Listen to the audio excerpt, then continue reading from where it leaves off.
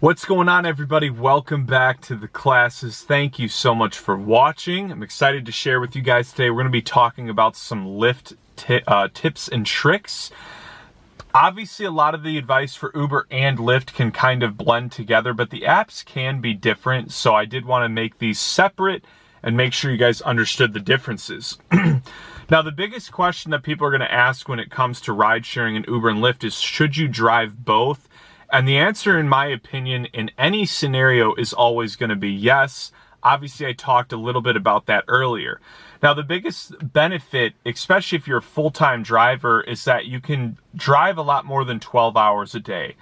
Both apps are going to clock you out automatically after 12 hours and make you rest for 6 hours. Now, in my opinion, this isn't a very exhausting career or job.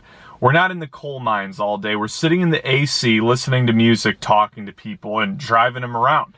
There's a lot worse things you could do, and so it was very easy for me to drive more than 12 hours. However, I will not endorse that or say that you should do that. There's obviously labor laws and things in place, but as an independent contractor, you can technically do what you want.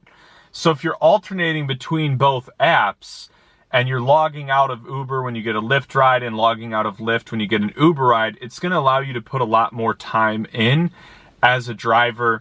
And that's something that I would almost say I don't recommend, because looking back at it, you probably don't want to kill yourself like that and drive crazy hours. I once drove for 21 straight hours and I basically slept for 2 days after that. I probably had 3 energy drinks just to stay awake the whole time. I mean, it was intense, and I made some pretty good money, I'm not going to lie, but it was exhausting. But it is doable, and like I said, I'm not going to recommend that you do that, but just know that that flexibility is there if you so choose to, right? But the biggest reason why you want to have both apps is because sometimes one app is just slower than the other. For whatever reason, there's days where Uber isn't as consistent and Lyft is, or vice versa. So having both apps ensures that you're going to have the least amount of downtime when you are on the road. Now, in my experience, and this is from driving both Uber and Lyft in about 5 different markets in about 5 different years, Uber is usually much more consistent. My ratio was generally 3 Uber rides to 1 Lyft ride, so more often than not, I was getting more Uber rides. But one of the other perks of having both apps is, as you become a more experienced driver, you can unlock features that will allow you to see the distance of a ride before you accept it. It's not too often that both apps will go off at the same time unless it's a really busy time. But if they do, another benefit is then you can essentially choose the ride that looks like it's going to be better or going to make you more money or heading into another good area. Because when you do take these rides, another thing to factor in when you're accepting a ride is this going to take me somewhere where I won't get a ride, or will I get another ride pretty easily after this? So now let's talk about daily earnings.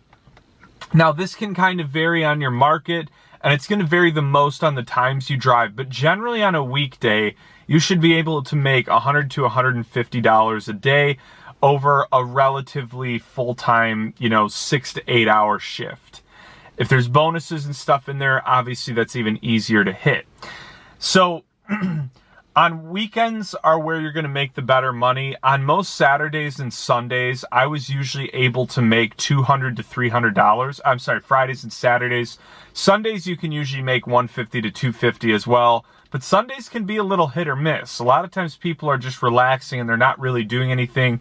NFL Sundays are a great day to get out and drive because people are going to parties, to bars. But if that's not the case, it can be a little risky. But you should still easily make over $100 on a Sunday.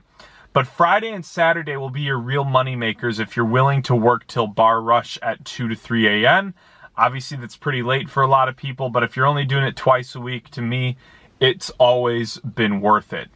So Saturdays, I would say, are going to be the days you'll make the most money. You should be able to clear $250 easily on a Saturday if you do a full shift. Fridays, you can generally hit that as well. So now let's talk about a few things that every driver needs while they're out on the road. The number one thing that I would not do this if you don't have this, but it's a dash cam. This is something I avoided for a long time, and unfortunately I ran into some sticky situations where I wished I had. I never had a lawsuit or anything like that where I needed the footage, but with the amount of driving you're doing, statistically you're a lot more likely to get in an accident. And I don't say that to scare you. I got in one accident in 5 years of driving, and I wasn't even at fault. As long as you're attentive and alert, you shouldn't get in an accident. But that doesn't mean people don't suck at driving. That doesn't mean people aren't out drunk driving. You see what I'm saying? So even in these scenarios, having the footage so that you know who was at fault is very important. A lot of times they have the two-way facing cams, so you can get in the car and out in front of the car as well. Really important to have those. But the other thing is, when you're picking up a lot of drunk people and sketchy people, you just want to have it as safety, because just even having it will prevent some weirdo from trying something that they know they shouldn't do. So a dash cam is the biggest one. On that note, and again, I've never had to use it, but I would carry mace or pepper spray.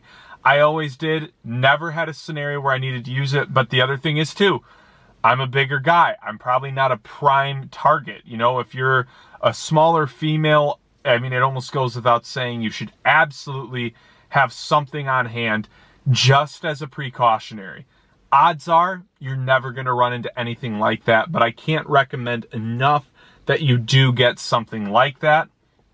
The other thing that I think you should have is you should have some way for them to listen to music. Spotify Premium, YouTube's premium service. So that's a huge feature that I think helps get you tips. If you, as soon as they get in the car, you can just say, hey, you know, I do have X music service. Would you like to pick some songs? And you can slide your phone back to them. That just is showing that you go the extra mile. Along with that, I think another easy thing to do is carrying some water, some snacks, or some candies. Save those receipts. They're obviously going to be write-offs at the end of the year. But any additional item that has you going the extra mile is always going to be a safe bet to help you make more money when you're out there. And anything that ensures your safety. I also think if you're a delivery driver, Uber Eats or anything like that, carrying a pretty hefty LED flashlight is going to help.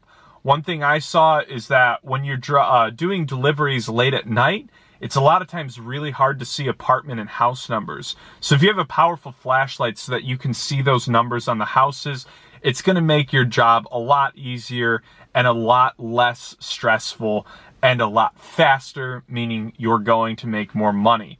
Those are probably the biggest items I would make sure I have. Along with that, some other things that are really good to get are seat covers.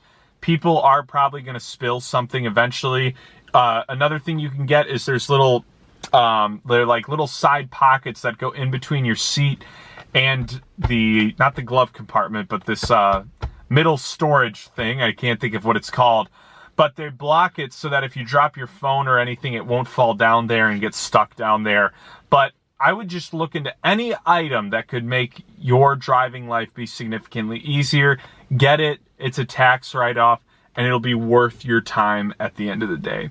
So anyways, thank you guys so much for watching today's class. I look forward to talking to you guys again, and I hope you guys keep crushing it out there.